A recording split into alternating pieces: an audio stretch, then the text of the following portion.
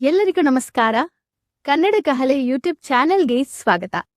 ನಾನು ನಿಮ್ಮೆಲ್ಲರ ಪ್ರೀತಿಯ ಹೆಮ್ಮೆಯ ಕನ್ನಡತಿ ಶುಭ ಪಲ್ಲವಿ. ಸ್ನೇಹಿತರೆ, ಈ ದಿನ ನಾವು ತಿಳ್ಕೊಳ್ಳೋಣ ಒಂದು ಇತಿಹಾಸ ಸೃಷ್ಟಿಸಿರುವಂತಹ ಒಂದು ಅಪರೂಪದ ಸ್ಥಳದ ಬಗ್ಗೆ. ತುಳುನಾಡಿನ ಮರೆಯಾದಂತಹ ರಾಜಧಾನಿ ಬಾರ್ಕೂರಿನ ಬಗ್ಗೆ. ಇಂದು ಶಾಂತವಾಗಿ ಕಾಣುವ ಈ ಪುಟ್ಟ ಗ್ರಾಮ ಒಮ್ಮೆ 1000 ವರ್ಷಗಳ ಹಿಂದಿನ ವೈಭವಶಾಲಿ ರಾಜಧಾನಿಯಾಗಿತ್ತು ಅಂತ ಅಂದ್ರೆ ನಂಬ್ತೀರಾ? ಬನ್ನಿ, ಇಂದು ನಾವು ಕಾಲಯಂತ್ರದಲ್ಲಿ ಕುಳಿತು ಇತಿಹಾಸದ 1000 ವರ್ಷಗಳ ಹಿಂದಕ್ಕೆ ಪ್ರಯಾಣ ಮಾಡೋಣ.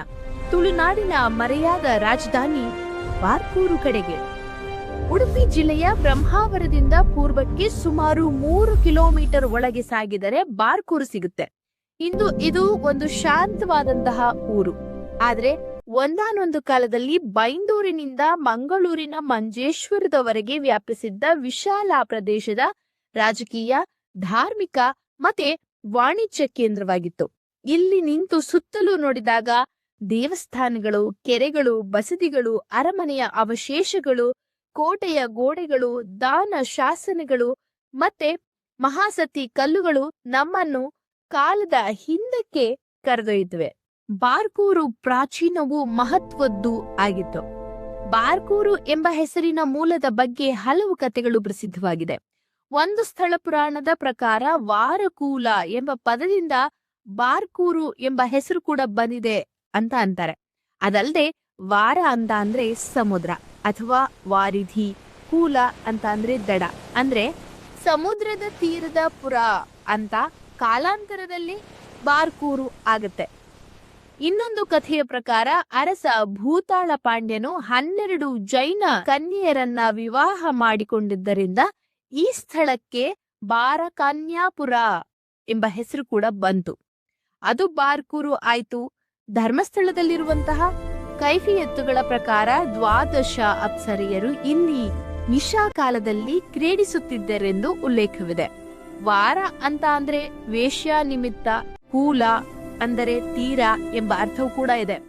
ಈ ಪೌರಾಣಿಕ ಅಂಶಗಳು ಬಾರ್ಕೂರನ್ನು ರಹಸ್ಯಮಯವಾಗಿ ಮಾಡುತ್ತವೆ. ಆದ್ರೆ ಒಂದು ಸಂಗತಿ ಸ್ಪಷ್ಟ, ಇವುಗಳು ಈ ಪ್ರದೇಶದ ಪ್ರಾಚೀನತೆ ಮತ್ತೆ ಮಹತ್ವವನ್ನ ಸೂಚಿಸುತ್ತೆ.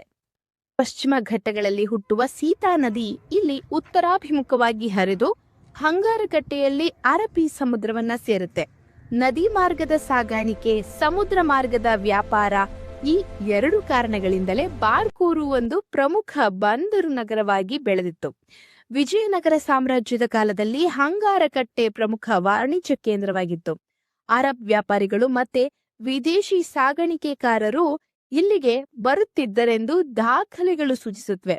ಮಸಾಲೆ, ಕಾಳು, ಕಬ್ಬಿಣದ ವಸ್ತುಗಳ ರಫ್ತು, ಆಮದು ಕೂಡ ಇಲ್ಲಿ ನಡೀತಾ ಇರುತ್ತೆ.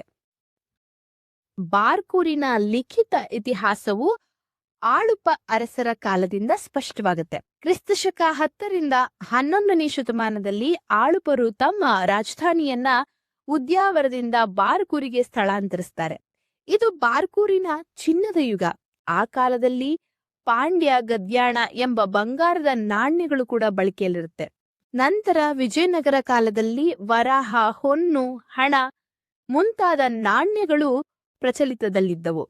ಹೊಯ್ಸಳರು, ವಿಜಯನಗರ ಸಾಮ್ರಾಜ್ಯ, ಕೆಳದಿ ನಾಯಕರು, ಟಿಪ್ಪು ಸುಲ್ತಾನ್ ಹಾಗೆ ನಂತರ ಬ್ರಿಟಿಷರು, ಹೀಗೆ ಅನೇಕ ಸಾಮ್ರಾಜ್ಯಗಳ ಅಧೀನದಲ್ಲಿದ್ದರೂ ಬಾರ್ಕೂರು ತನ್ನ ಮಹತ್ವವನ್ನ ಸಂಪೂರ್ಣವಾಗಿ ಕಳೆದುಕೊಳ್ಳಿಲ್ಲ. ಪ್ರತಿ ಆಡಳಿತವೂ ಇಲ್ಲಿ ತಮ್ಮದೇ ಆದ ವಾಸ್ತುಶೈಲಿಯ ಗುರುತನ್ನ ಬಿಟ್ಟಿದೆ. ನೀವು ಊಹಿಸಬಹುದಾ, ಒಂದು ಊರಿನಲ್ಲಿ ಎಷ್ಟು ದೇವಾಲಯಗಳು? ಒಂದು ಕಾಲದಲ್ಲಿ ಇಲ್ಲಿ 365 ದೇವಾಲಯಗಳಿದ್ದು ಎಂದು ಹೇಳಲಾಗುತ್ತೆ. ವರ್ಷದ ಪ್ರತಿ ದಿನಕ್ಕೂ ಒಂದೊಂದು ದೇವಾಲಯ. ಇದು ಸ್ಥಳೀಯ ಐತಿಹ್ಯದ ಪ್ರಕಾರ ರಾಜನು ಪ್ರತಿದಿನ ಒಂದು ದೇವಾಲಯಕ್ಕೆ ಭೇಟಿ ನೀಡ್ತಾ ಇದ್ದ ಎಂಬ ನಂಬಿಕೆ ಕೂಡ ಇದೆ. ಇಂದಿಗೂ 100 ದೇವಾಲಯಗಳ ಅವಶೇಷಗಳು ಕಾಣಸಿಗುತ್ತವೆ. ಇಲ್ಲಿನ ವಾಸ್ತುಶಿಲ್ಪದಲ್ಲಿ ಚಾಲುಕ್ಯ, ಹೊಯ್ಸಳ ಮತ್ತೆ ವಿಜಯನಗರದ ಶೈಲಿಯ ಮಿಶ್ರಣ ಕಂಡುಬರುತ್ತವೆ. ಪ್ರತಿ ದೇವಾಲಯವು ಕೇವಲ ಕಲ್ಲಿನ ಕಟ್ಟಡವಲ್ಲ, ಒಂದು ಕಾಲಘಟ್ಟದ ಜೀವಂತ ಸಾಕ್ಷಿ. ಪ್ರವೇಶಿಸಿದೊಡನೆ ಸ್ವಾಗತ ಕೋರುವಂತಹ ಸುಂದರ ಕಲ್ಲು ಚಪ್ಪರವೇ ಒಂದು ಉದಾಹರಣೆ. ಬಾರ್ಕೂರಿನ ಹೃದಯವೇ ಪಂಚಲಿಂಗೇಶ್ವರ ದೇವಾಲಯ. ಸುಮಾರು 6ನೇ ಮತ್ತೆ 7ನೇ ಶತಮಾನದಿಂದಲೇ ಇದ್ದ ಈ ದೇವಾಲಯವು ಆಳುಪರ ಆಳ್ವಿಕೆಯಲ್ಲಿ 10ರಿಂದ 11ನೇ ಶತಮಾನದಲ್ಲಿ ಬಾರ್ಕೂರು ರಾಜಧಾನಿಯಾದಾಗ ಹೆಚ್ಚು ಅಭಿವೃದ್ಧಿ ಹೊಂದಿ ರಾಜಕುಟುಂಬದ ಪ್ರಮುಖ ದೇವಾಲಯವಾಯಿತು. ಮಾರ್ಕಂಡೇಯ ಮುನಿಗಳು ಇಲ್ಲಿ ತಪಸ್ಸು ಮಾಡಿ ಶಿವಲಿಂಗ ಪ್ರತಿಷ್ಠಾಪಿಸಿದರು ಎಂಬ ಪುರಾಣ ಕೂಡ ಇದೆ. ಈ ದೇವಾಲಯಗಳಲ್ಲಿ 5 ಶಿವಲಿಂಗಗಳಿವೆ. ಮತ್ತೊಂದು ಪುರಾಣದ ಪ್ರಕಾರ ರಾಜನು ಕಾಶಿಯಿಂದ 5 ಶಿವಲಿಂಗಗಳನ್ನ ತರಿಸುತ್ತಿದ್ದನು. ಆದರೆ ಅವು ಸಮಯಕ್ಕೆ ತಲುಪದ ಕಾರಣ ಒಂದೇ ಶಿಲಾಕಂಬವನ್ನ 5 ಭಾಗಗಳಾಗಿ ವಿಭಜಿಸಿ ಪ್ರತಿಷ್ಠಾಪಿಸಲಾಯಿತು ಅಂತ ಹೇಳಲಾಗುತ್ತೆ. ಇದರ ಗರ್ಭಗೃಹ ಗಜಪೃಷ್ಠಾಕಾರದಲ್ಲಿದ್ದು ದ್ರಾವಿಡ ವಾಸ್ತುಶಿಲ್ಪದ ಸುಂದರ ಉದಾಹರಣೆಯಾಗಿದೆ. ಸ್ಥಳೀಯರು ಹೇಳುವಂತೆ ಇದೇ ರಸದ ಬಾವಿಯ ಜಾಗ. ಕಬ್ಬಿಣ ಹಾಕಿದ್ರೆ ಚಿನ್ನ ಆಗುತ್ತೆ ಎಂಬ ಪ್ರತೀತಿ ಈಗ ಕಲ್ಲು ಚಪ್ಪಡಿಯಿಂದ ಮುಚ್ಚಲಾಗಿದೆ. ಇತರೆ ಪ್ರಮುಖ ದೇವಾಲಯಗಳು ಮತ್ತೆ ಬಸದಿ. ಕೋಟೆಕೇರಿ ಬಟ್ಟೆ ವಿನಾಯಕ ದೇವಾಲಯ 9ರಿಂದ 10ನೇ ಶತಮಾನದಲ್ಲಿ. ಬಟ್ಟೆ ಅಂತ ಅಂದ್ರೆ ರಸ್ತೆ, ಅಂದ್ರೆ ಆಗಿನ ಪ್ರಮುಖ ಮಾರ್ಗದ ದೇವಾಲಯ. ಸೋಮೇಶ್ವರ ದೇವಾಲಯ, ಚೌಳಿಕೇರಿ ಗಣಪತಿ ಗುಡಿ, 10ರ ನಾರಾಯಣ ದೇವಾಲಯ, ವೇಣುಗೋಪಾಲ ಕೃಷ್ಣ ದೇವಸ್ಥಾನ, ಕಾಳಿಕಾಂಬ ದೇವಸ್ಥಾನ ಇವುಗಳೆಲ್ಲ ವಿಭಿನ್ನ ಕಾಲಘಟ್ಟಗಳ ಕಥೆಗಳನ್ನ ಹೇಳುತ್ತವೆ. ಜೈನ ಧರ್ಮದ ಪ್ರಭಾವವು ಇಲ್ಲಿ ಗಟ್ಟಿಯಾಗಿತ್ತು. ಚೌಳಿಕೇರಿಯ ಹಿರಿಯ ಬಸದಿ ಮತ್ತು ಮೂಡುಕೇರಿಯ ಕಿರಿಯ ಕತ್ತಲೆ ಬಸದಿ ಅದಕ್ಕೆ ಸಾಕ್ಷಿಯಾಗಿದೆ. ಸಿಂಹಾಸನ ಗುಡ್ಡೆ ಮತ್ತೆ ಜನಪದ ಕತೆ. ಆಳುಪುರ ಕಾಲದ ಕೋಟೆ ಇದ್ದ ಸ್ಥಳವನ್ನ ಇಂದು ಸಿಂಹಾಸನ ಗುಡ್ಡೆ ಅಂತ ಕರೀತಾರೆ. ಈ ಸ್ಥಳದಲ್ಲಿ ಭೂತಾಳ ಪಾಂಡ್ಯ ಹಾಗೂ ಬೇತಾಳರ ಕುರಿತಾದ ಜನಪದ ಕಥೆಗಳು ಜೋಡಿಸಿಕೊಂಡಿವೆ. ನ್ಯಾಯಪೂರ್ಣವಾಗಿ ರಾಜ್ಯಭಾರ ಮಾಡುವ ಸಮರ್ಥ ರಾಜನಿಗೆ ಮಾತ್ರ ಸಿಂಹಾಸನ ದೊರೆಯುತ್ತದೆ ಎಂಬ ನಂಬಿಕೆ ಇಲ್ಲಿ ಜೀವಂತವಾಗಿದೆ. ಈ ಗುಡ್ಡದಡಿ ಸಿಂಹಾಸನ ಅಡಗಿದೆ ಎಂದು ನಂಬಿಕೆ ಕೂಡ ಇದೆ. ನಿಮಗೆ ಹೇಗನ್ಸುತ್ತೆ? ಇಲ್ಲಿರುವ ಬೇತಾಳ ಕಂಬವು ಈ ಜನಪದ ಪರಂಪರೆಯೊಂದಿಗಿನ ಸಂಬಂಧವನ್ನ ಸೂಚಿಸುತ್ತದೆ. ಪುರಾತತ್ವದ ಪತ್ತೆಗಳು.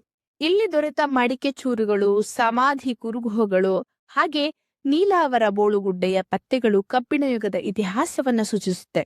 ಅಂದ್ರೆ ಬಾರ್ಕೂರಿನ ಕಥೆ ಕೇವಲ 1000 ವರ್ಷಗಳಷ್ಟೇ ಅಲ್ಲ, ಇದು ಇನ್ನೂ ಹಿಂದಿನ ಕಾಲಕ್ಕೆ ನಮ್ಮನ್ನ ಕರೆದೊಯ್ಯುತ್ತೆ. ಇಂದು ಬಾರ್ಕೂರು ಮೌನವಾಗಿ ನಿಂತಿದೆ. ಅವಶೇಷಗಳು ನಿಧಾನವಾಗಿ ಕಾಲದ ಹೊಡೆತಕ್ಕೆ ಒಳಗಾಗ್ತಾ ಇದೆ.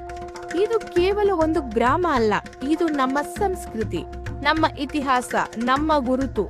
ಇಂತಹ ಸ್ಥಳಗಳನ್ನ ಅರಿತು ಕಾಪಾಡಿ ಮುಂದಿನ ಪೀಳಿಗೆಗಳಿಗೆ ಉಳಿಸೋದು ನಮ್ಮ ಜವಾಬ್ದಾರಿ. ಸ್ನೇಹಿತರೆ, ನಿಮಗೆ ಈ ಇತಿಹಾಸದ ಯಾತ್ರೆ ಇಷ್ಟ ಆದ್ರೆ ಈ ವಿಡಿಯೋಗೆ ಒಂದು ಲೈಕ್ ಕೊಡಿ. ನಿಮ್ಮ ಅಭಿಪ್ರಾಯಗಳನ್ನ ದಯವಿಟ್ಟು ಕಮೆಂಟ್ ನ ಮೂಲಕ ತಿಳಿಸಿ. ನೀವು ಬಾರ್ಕೂರಿಗೆ ಹೋಗಿದ್ರಾ? ಯಾವಾಗ? ಅಲ್ಲಿರುವ ವಿಶೇಷತೆ ನಿಮಗೇನ್ ಅನ್ಸಿರಬಹುದು ಅನ್ನೋದನ್ನ ಕೂಡ ತಿಳಿಸಿ. ನಿಮಗೆ ಯಾವ ದೇವಾಲಯ, ಯಾವ ಕಥೆ ಇಷ್ಟ ಆಯ್ತು? ಇಂತಹ ಇನ್ನಷ್ಟು ಇತಿಹಾಸ ಸಂಚಾರಗಳಿಗಾಗಿ ನಮ್ಮ ಈ ಚಾನೆಲ್ನ ಸಬ್ಸ್ಕ್ರೈಬ್ ಮಾಡೋದನ್ನ ಮರಿಬೇಡಿ. ಮತ್ತೆ ಭೇಟಿಯಾಗೋಣ ಮುಂದಿನ ವಿಶೇಷ ಸಂಚಿಕೆಯೊಂದಿಗೆ. ವರೆಗೂ ಪ್ರತಿಕ್ಷಣ ಕನ್ನಡಮಯವಾಗಲಿ. ನಮಸ್ಕಾರ.